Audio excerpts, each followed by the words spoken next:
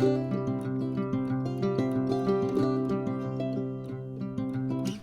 I'm Andrea. And I'm Krista. And we're Soulful and Soil. Today we're going to show you how we plant our no-till square foot garden. Okay, so we are sitting in front of our tarped garden, and if you remember, that's how we left it when we built it last week.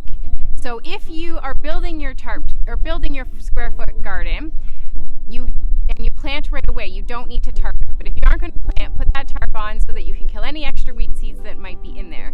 So we're about to take our garden tarp off. We have drenched our plants so that they're nice and moist before we start getting them in the ground. And we are going to put our square foot spacing grid on top of our garden.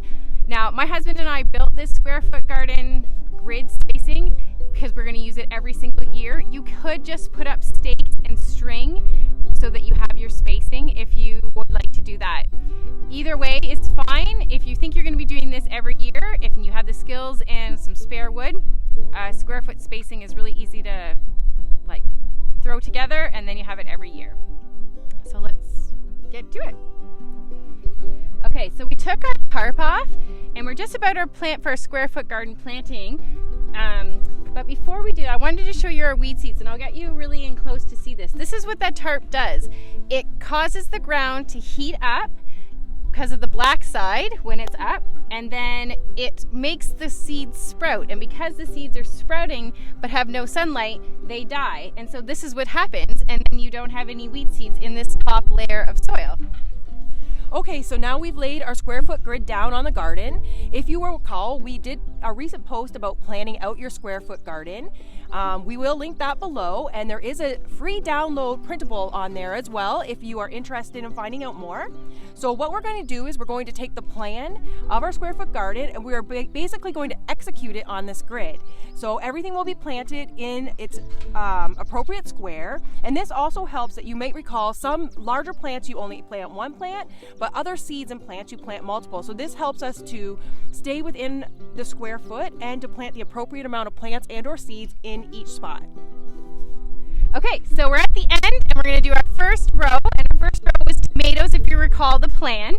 So there's 3 beefsteaks in this row and then 1 cherry tomato, and the reason for that is because they are your tallest plants and they're indeterminate tomatoes, meaning they keep growing and growing and growing until frost hits.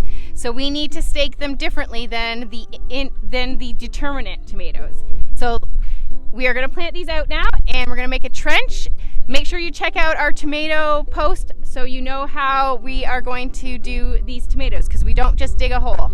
So what we're going to do is we're just going to move our little square foot spacing thing just out of the way a little bit. We're going to move our plants out, and we're going to dig a trench. And the trench is going to be, how much is that? Like 4 inches? 3 to 4 inches. 4 inches wide, and it's going to be as close to a foot deep as you can.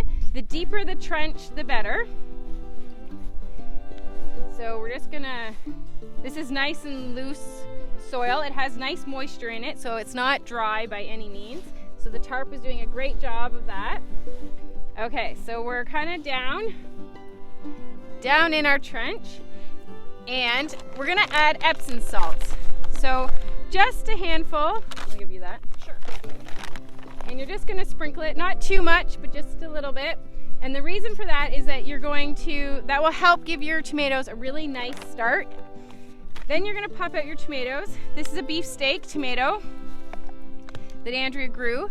You're going to pinch off all the leaves of your tomato until you just have the crown. So 2 to 3 leaves. The more the better, because all of those places will end up having roots. And then you're going to lay it down, and you will put the roots going one way, and then you're going to plant your tomato in the middle of your square foot garden going straight up. So if you have long lanky tomatoes, this is actually really good. And then it'll be straight up, but the roots are going down. So we'll bring you down right in so you can see. Yep. Okay, we're gonna do A few more. So now this is another beefsteak, and Andrea's working on the Tiny Tim one. So again, break off your lower stems until you just have maybe one big stem and then your crown. You're gonna find the middle of your square foot. And if you have long roots or long stem, you can bend it. You just, very gently, you just want the top of your tomato coming out. The more stem you have in the ground, believe it or not, with tomatoes, the better, because your roots system that tomato is going to have is going to be ginormous, which is great for your nutrients for your tomatoes. So Andrea has just one more. While she's doing that, I'm going to also show you, you can make little troughs around your plants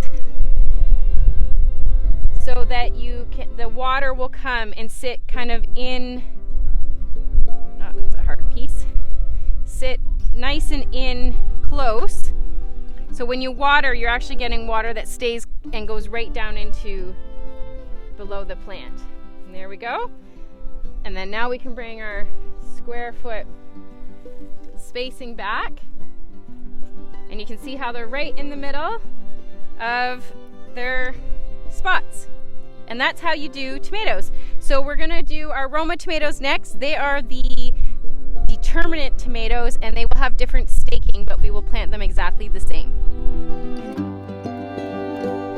Okay, so we're jumping over to peppers nice and quick. So Andrea wants to grow jalapeno peppers as her hot peppers, so she has a hot pepper in each one of these squares. Each of these pots has 2 bell peppers in them, so we will plant one in here, one in there, same there and there. The way you do peppers is how you do typical plants. You dig a hole, you can put Epsom salts in with your peppers, you fill it up, and if you want to make a trough around so the water stays nice and close to the plant, you can do that. So we are about to plant the peppers.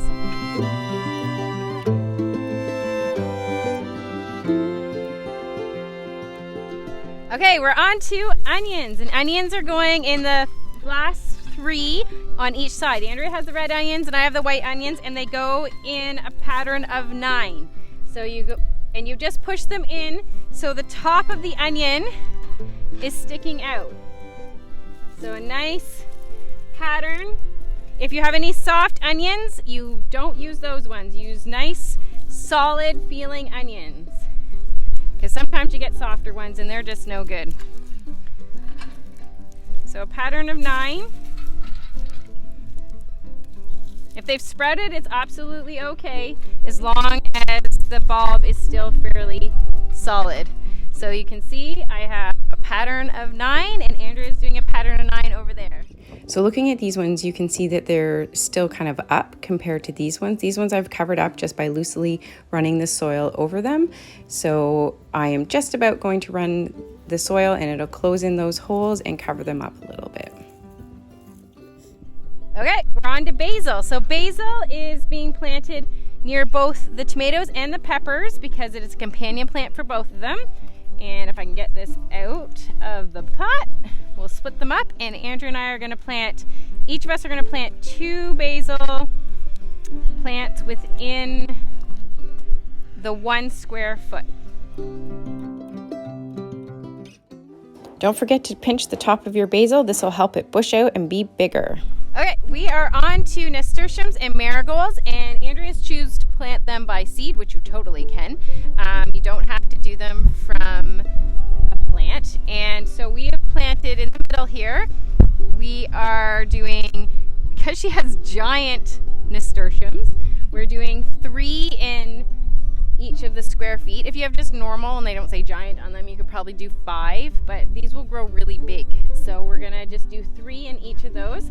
Then we're gonna go and do the marigolds, and if you follow the plan, the marigolds are just going in all the edges, kind of where there's space, because they're great for pests and they're really nice to add some color and some pollinators to your garden, but they don't really have a square foot garden spacing. So just kind of fill them in between your tomatoes and around your peppers. And you can follow the plan for that. Okay, so we're all done. So Krista is just watering the garden now. Just note that your onions need a damp soil, but you don't want them really wet because onions will rot. So this side of the onions here, it is actually fairly moist, but for the other side is a little drier. So we're just gonna put a little water on that just to give it a little bit of moisture. So now all you wanna do is just keep an eye on the garden and make sure you water your plants as needed. If you have some really hot sunny days, make sure that you do your watering either in the morning when it's still cool or in the evening. Our next step is going to be mulching. So that's going to be part of our weed control video, which is next. So keep an eye out for that. And that's it. Your garden is ready to grow. Enjoy! Celebrate! Thank you so much for joining us for today's video. Make sure you check back next week when we show you how to mulch our garden and we talk about all the different types of weed control for this type of garden. Don't forget to subscribe and push that button for bells. We're Soulful and Soil, where we grow your own food from seed to table to nourish your life.